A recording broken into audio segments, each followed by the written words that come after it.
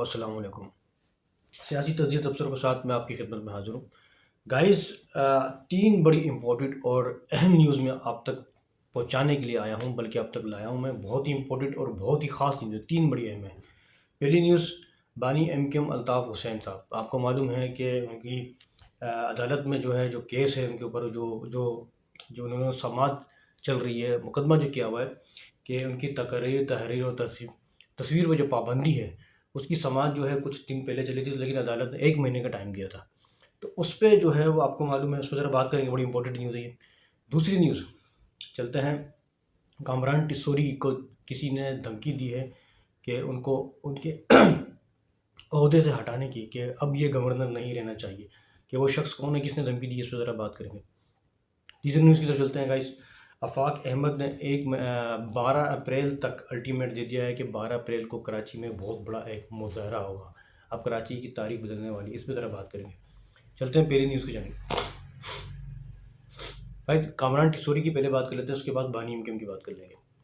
कामरान टिस्सोरी, जो कि सबको मालूम है कि कराची में आजकल जो है डंपर माफिया और टैंकर माफिया की वजह से जो है बहुत सारे जो है एक्सीडेंट्स हो रहे हैं, हालात बड़े जो है ख़राब हो रहे हैं, और कराची के शहरी जो है वो डंपर के नीचे रौंद दिए जाते हैं, हलाक हो जाते हैं। सबको मालूम है आजकल बड़े हालात ख़राब है।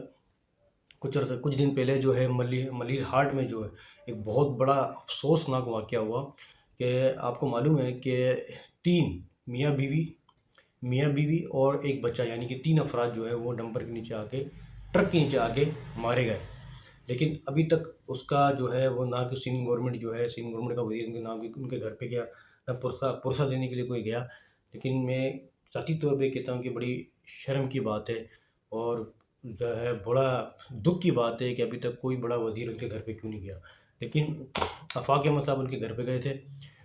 जो वो लोग वो मारे गए, एक मियाँ बीवी मारी गई और जो है एक बच्चा जो है वो भी मर गया था ट्रक के नीचे आके, और बीवी की तो वहीं पर डिलीवरी हो गई थी। बहुत अफसोसनाक वाक़या, शर्म आनी चाहिए हुकूमत को। आफाक अहमद साहब उनके घर पे गए और जो है घर पे जाकर उन्होंने कहा, और ये कहा कि हम जो है जो आपकी जो 3 मौतें हुई, हम रायगा नहीं देने, रहेगा, इनका खून रायगा नहीं जाएगा। हमारी पूरी कोशिश है कि कराची के हालात बदलेंगे इंशाअल्लाह ताला, और जो आपके 3 अफराद जो मारे गए हैं, हम इसके दुःख में बराबर के शरीक हैं। तो आफाक अहमद साहब ने ये कहा उनके घर पे जाकर।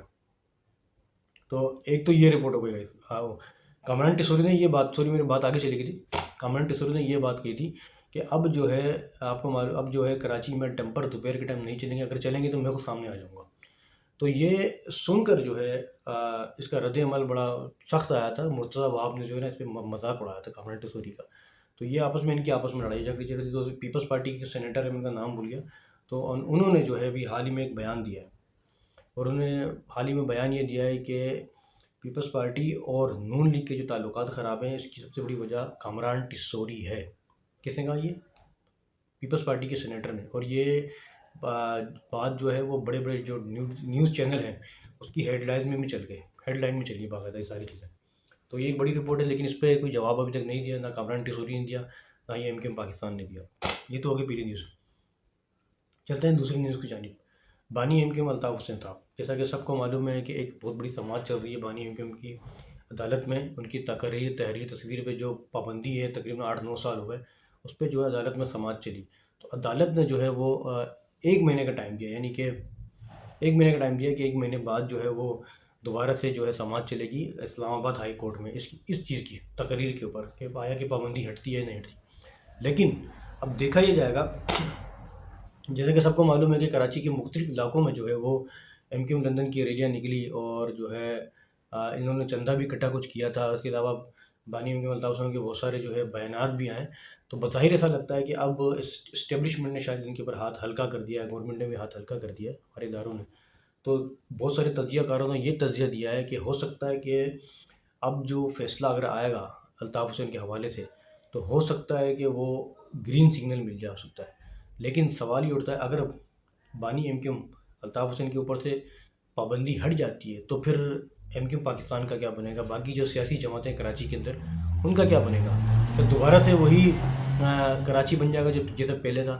इस पे जो है आगे चल के इंशाअल्लाह ताला बात करेंगे। लेकिन हमें देखना ये है कि अब वाकई में अल्ताफ़ हुसैन साहब के ऊपर से पाबंदी हटती है या नहीं, या अदालत क्या फ़ैसला करेगी, अभी ज़रा इस पे हमें तज्ज़िया करना है। चलते हैं तीसरी न्यूज़ की जानिब। गाइस, जैसा कि सबको मालूम है, आजकल कराची के हालात कुछ ऐसे हैं कि आए दिन जो है कराची के शहरी जो है कभी डंपर के नीचे आके, कभी ट्रक के नीचे आके रौंद दिए जाते हैं, मारे जाते हैं।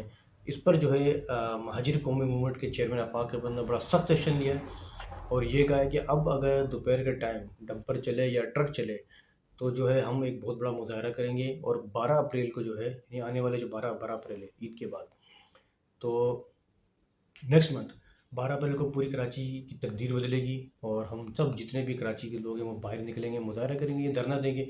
हो सकता है धरना दें या मुजाहरा करें या एहतजाज करें, प्रोटेस्ट करें, कुछ पता नहीं है। तो बहुत बड़ा मुजाहरा। तो बहरहाल अल्टीमेट दिया है आफाक अहमद साहब ने कि जो है हम एक 12 अप्रैल को कराची का जो है, कराची बदलेगा, कराची के शहरी बदलेंगे। और अब देखते हैं ये करते क्या है, कुछ पता नहीं है। लेकिन तारीख गवाह है, जब भी कराची के शहरी बाहर निकले हैं या महाजिर कौमी मूवमेंट या एमक्यूएम ने कभी भी मुजाहरा किया है तो पुलिस ने लाठी चार्ज किया है, सिंध गवर्नमेंट ने एक्शन लिया है।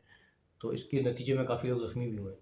तो अब देखें क्या होता है, ऊँटनी किस करवट बैठती है। तो गाइज़, ये बड़ी 3 इम्पोर्टेंट न्यूज़ थी जो आप तक मैंने पहुँचाई है।